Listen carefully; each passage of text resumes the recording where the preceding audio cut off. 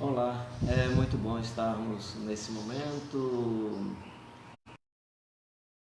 procurando trazer para você uma palavra que possa lhe consolar, lhe animar para a vida, no caso também exortar. Estamos nesse momento de pandemia que alcançou o mundo todo, tem alcançado várias pessoas. Além da pandemia, eu tenho outras pessoas que são muito queridas, que são muito amadas, que estão em situação de saúde muito grave, pessoas em tratamento de câncer. Eu estou com um amigo na cidade de Mossoró, numa situação muito crítica, muito difícil, e várias outras pessoas. E eu imaginei que os ânimos, a cerca, linguagens de violência, de perversidade, de alguma maneira diminuíssem nas pessoas, que as pessoas sensibilizadas pela dor, pelo sofrimento de muita gente, começassem a ser despertadas, a amar, a cuidar, até porque isso é muito natural nos seres humanos. Mas eu fiquei surpreso hoje pela manhã, olhando algumas mensagens, eu percebi como que esse momento está catalisando o ódio, o vômito de amargura que me parece estão dentro das pessoas. É impressionante como as pessoas destilam ódio. Claro, naturalmente, eu venho há 15 anos falando sobre isso, sobre esse ódio, sobre esse espírito de violência na linguagem, nos gestos, violência no futebol, violência nos mais variados esportes, violência no trânsito, violência em todo lugar, violência entre famílias. Por exemplo, na última eleição, pelo menos umas 3 famílias que não conseguiu sentar à mesma mesa por conta do acirramento ideológico e essa polarização tão doentia que invadiu o espaço onde a gente convive. E percebo pessoas ainda se alimentando disso o tempo todo. Naturalmente, a gente precisa sonhar o Brasil, pensar num projeto de Brasil, mas chega de delírio polarizado. É um delírio polarizado, mas não só um delírio polarizado. Além do delírio polarizado, o que tem realmente me preocupado é as pessoas destilando ódio, vomitando ódio, amargura o tempo todo, nesse momento, primeiro para despertar você a amar, a buscar reconciliação. A gente vive numa situação muito complexa e muito difícil. E estou aproveitando também porque nessa manhã nós temos pelo menos 2 comunidades que eu transito mais frequentemente e a minha palavra é mais para a nossa comunidade. Claro que essa mensagem pode alcançar outras pessoas, mas eu estou fazendo aqui uma mensagem caseira para o cotidiano das pessoas que me conhecem muito bem e que eu não preciso estar me justificando nem me explicando de coisa alguma, porque são pessoas que, além de me amarem profundamente, conhecem o meu cotidiano e conhecem a minha história de vida, e são pessoas por quem eu tenho um respeito muito grande e percebo que esse respeito vai numa via de 2 mãos. Na igreja, tanto do Parque Araxá quanto na Aldeota, eu tenho feito verdade e vimos a sua glória unigênito do Pai. João, nessa declaração, quebra o que os teólogos vão chamar de dicotomia entre o divino e o humano, a separação entre o sagrado e o profano. Ou seja, é a partir dessa informação que nós sabemos que Deus habita entre nós, que Deus assumiu a ambiguidade da encarnação, a contradição da impotência. Então, essa é uma coisa muito interessante a respeito do Evangelho e dessa revelação de Deus. Ou seja, que houve também em Cristo Jesus e encheu-se de si mesmo. Encheu-se de si mesmo.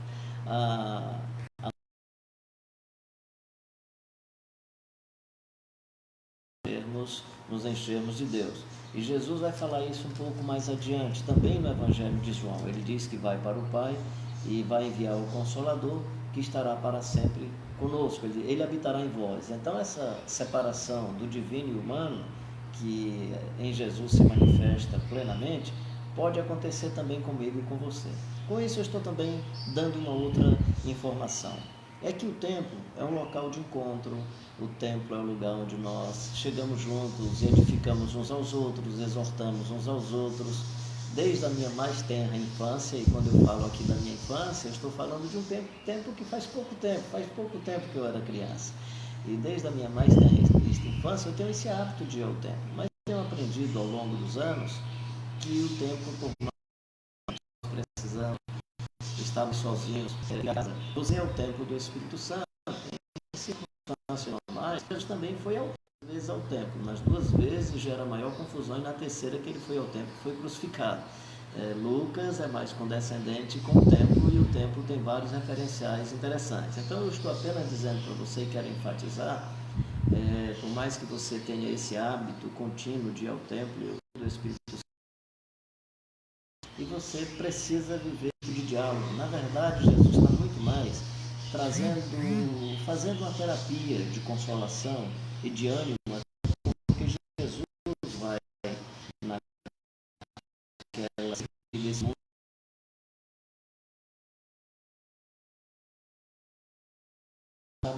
foi lá aos dos seus discípulos. Então o texto deixa muito evidente que Jesus estava vivendo um momento de crise e transforma essa crise numa oportunidade de amor, numa oportunidade de solidariedade. Então uma das marcas do Evangelho de João é essa ternura permanente. É um texto batizado de ternura.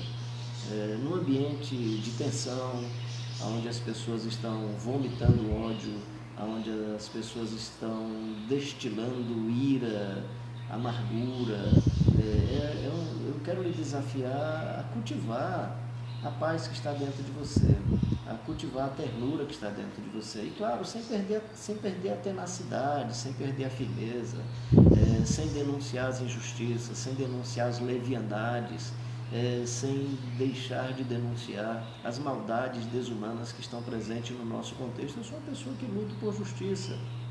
Eu convivo com garotos em conflito com a lei, lido com eles. Eu tenho amigos que são da área da segurança pública e não tenho nenhuma dificuldade de transitar nesses 2 espaços. E o que eu puder fazer para que essas pessoas mantenham a tenacidade, a fim de que a vida lhes batize, a fim de que sejam pessoas marcadas por amor, graça. Então, quando eu estou falando para você guardar a ternura no seu coração, para você se alimentar de ternura, eu não estou jogando fora a sua capacidade de ser uma pessoa resiliente, que luta por justiça, que repreende os opressores, que fala duro com os injustos da sociedade. Apenas acredito que esse é o momento que está nos convidando à calmaria, à ternura, a sermos batizados de amor e da graça de Deus, a fim de atravessarmos essa onda complexa com mais solidariedade e juntando as mãos para resolvermos os problemas que são tão graves e acolhermos as pessoas tão sofridas na sociedade. Então esse é um outro aspecto da minha reflexão desse momento, é que você possa se permitir batizado e batizada de muito amor e de muita ternura. Uma outra dimensão do Evangelho de João, para mim essa é muito importante, com isso eu vou fechando a nossa meditação desse momento, é que o livro é marcado por um sentimento de transitoriedade. Eu ia falar de morte, mas você pode pensar em morte como o momento final da existência. E claro que o livro vai falar também dessa morte como o fechamento do ciclo biológico. Por outro lado, a morte no Evangelho de João é também um paradigma. Se o grão de trigo caindo na terra não lasca suas sombras, suas máscaras. E eu aproveito agora para falar do símbolo da máscara. A máscara não falou dias, eu vi muitas pessoas de máscara, eu também usei máscara. E quantas vezes em auditório, fazendo uma exposição bíblica, eu falo para as pessoas tirarem a máscara. Por favor, se você está com alguma virose, não tira a máscara, mantenha a máscara. E eu descobri uma coisa interessante. Parece-me que a questão não é tirar a máscara. Se você tira a máscara, você pode socializar a desgraça que estava dentro de você. Então não é tira a máscara, tira a desgraça, tira a doença que a máscara está escondendo e que a máscara está cobrindo. Mais do que tirar a máscara, nós precisamos destruir todas as maldades que estão dentro da gente. E entre o Covid, o coronavírus que está aí, e as pessoas precisam se proteger dele, eu estou descobrindo que tem outros vírus de maldades. Os vírus da violência, os vírus da perversidade estão invadindo as pessoas e as pessoas estão encobrindo esse vírus com máscara.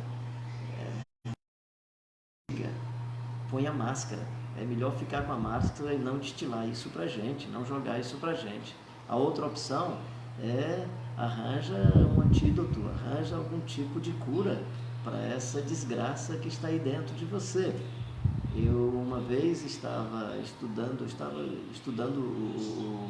o livro de Tiago, fazendo comentários do livro de Tiago. A Sociedade Bíblica do Brasil tinha feito, Timóteo Carregué foi quem coordenou esse processo e fez uma lista de pessoas para comentarem livros da Bíblia naquela Bíblia dicionária. Eu faço comentário ali do texto de Tiago. E eu estava estudando o texto de Tiago, capítulo 3, sobre isso, dizendo que a gente não controla a língua, que a língua é um troço desgraçado, que a gente não tem domínio. E no período que eu estava vendo esse texto, eu estava ouvindo num sábado pela manhã o pastor Russell Shedd dando uma palestra para um grupo de pastores aqui em Fortaleza. E quanto mais ele abria os lábios, quanto mais ele falava, mais coisa bonita saía do coração. E eu fiquei pensando, esse homem não precisa controlar a língua. Voltei para o texto de Tiago 3, sobre controlar a língua ou não. E descobri uma coisa interessante no final do texto. É que a fonte boa só traz coisas boas. Que a fonte ruim só traz coisas ruins. E eu elaborei o capítulo 3 de Tiago nessa perspectiva. Se você tem uma fonte boa dentro de você, no momento que você faz um comentário, no momento que você usa qualquer tecnologia de comunicação, só vai sair de dentro de você coisas boas, coisas que animam as pessoas para a vida, que exortam as pessoas e que edificam as pessoas. Se tem ruindade dentro de você, não adianta você passar um mês controlando a língua, controlando os seus textos e controlando as suas comunicações, porque mesmo que você controle durante o mês, no dia que você tiver a chance de expor o que está dentro de você, nós só vamos perceber. Eu ia dizer me alimentar, mas eu não quero me alimentar disso. Mas nós vamos perceber quanto de lama, quanto de dejeto você está jogando fora de dentro de você. Então, minha palavra baseada no livro de Tiago é percebendo essa transição. Se o grão de trigo caindo na terra não morrer, fica ele só, mas se morrer, produz muitos frutos. Sepulta essas cascas, sepulta essas maldades que estão dentro de você, sepulta todas essas ruindades e todo esse espírito de violência, para que a vida cante e dance entre nós, para que a gente possa ter nova esperança. Jesus diz, eu enviarei o Consolador, ele habitará em vós. E aí, se o Consolador habita em você, não tem jeito, você vai ser uma pessoa que consola tanto quanto o Consolador consola. Você será uma pessoa que ensina tanto quanto o Consolador ensina. Você será um tipo de ser humano que vai repassar os ensinos de Jesus tanto quanto Jesus repassou, porque o Espírito Santo, o Deus invisível que habita em nós, passará a habitar em você. Que Deus abençoe a sua vida. Nesse momento, uma palavra rápida. Cuida das pessoas sofridas, por favor. Fica em casa. Cuida da sua saúde e aproveita esse momento de ficar em casa para alimentar a sua solitude, para se descobrir em comunhão com Deus e em comunhão com você. Procura amizade com as pessoas. Se você tem condições e alguém trabalha para você como diarista, tem algum outro tipo de atividade, não deixe que essas pessoas sejam prejudicadas. Dá um jeito para que a pessoa, mesmo ficando em casa, receba a remuneração que você pode oferecer. Em outras circunstâncias, faça o possível para atender, seja com sabonete, com álcool gel, as pessoas mais carentes que não têm acesso a esse. Vamos fazer desse momento um momento de solidariedade. Quem sabe a desgraça desse vírus resgata dentro de nós a beleza do amor, a beleza da cumplicidade e nos torna seres humanos mais humanos. O Verbo se fez carne e habitou entre nós, cheio de graça e de verdade. Que você habite entre nós com muita graça, com muita verdade, para que a glória de Deus, mais uma vez, seja percebida através da sua vida. Deus abençoe o seu dia de hoje e Deus abençoe a sua semana.